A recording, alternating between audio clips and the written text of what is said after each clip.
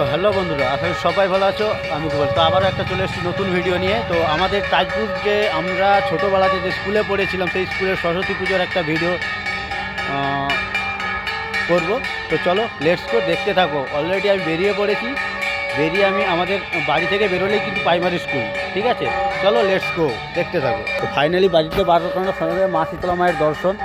ওখান থেকে দেখো আমাদের প্রাইমারি স্কুলের অলরেডি কিন্তু যেটা কি বলে ঠাকুরের যে ঘট ডুবানো ঘরটা তুলে নিয়ে চলে এসেছে, প্রায় স্কুলে ঢুকে গেছে। আমাদের এটা প্রাইমারি স্কুল। চলো আমি ভেতরটার দিকে যাওয়া যায়, ঠাকুরের দিকটা দেখতে থাকো, ঠিক আছে?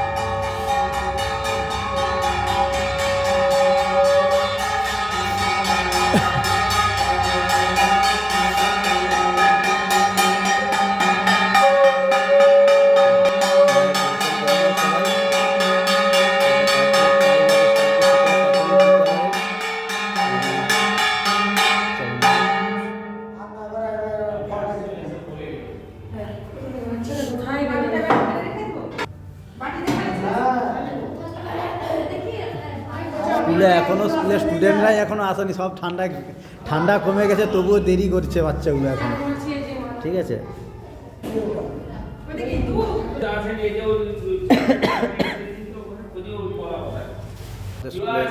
প্রধান শিক্ষক প্রাইমারি স্কুলের করতেছি। কোন ক্লাসে পড়ো? সবাই টুয়ে? হ্যাঁ, সরস্বতী পুজো কতটা আনন্দ হয়? ভালো। তোমাদের স্কুলের নাম কি?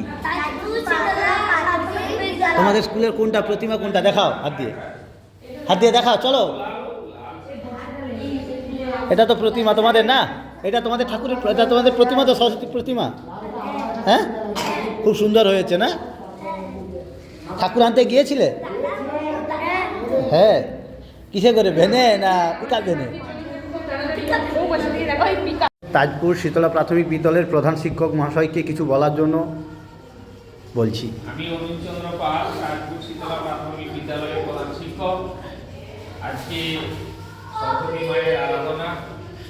এই আরাধনায় আমাদের সকল ছাত্রছাত্রী এবং ডিসি কমিটির সকল সদস্যরা এখানে উপস্থিত। সেই সঙ্গে আমাদের পুজোর কাজ চলছে, আমাদের ঘটকের কাজ শেষ হয়ে গিয়েছে।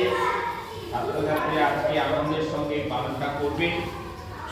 উপস্থিত সবাইকে, আমার ডিসি কমিটির সকল সদস্যকে এই আসার জন্য আমি আহ্বানও জানিয়েছি।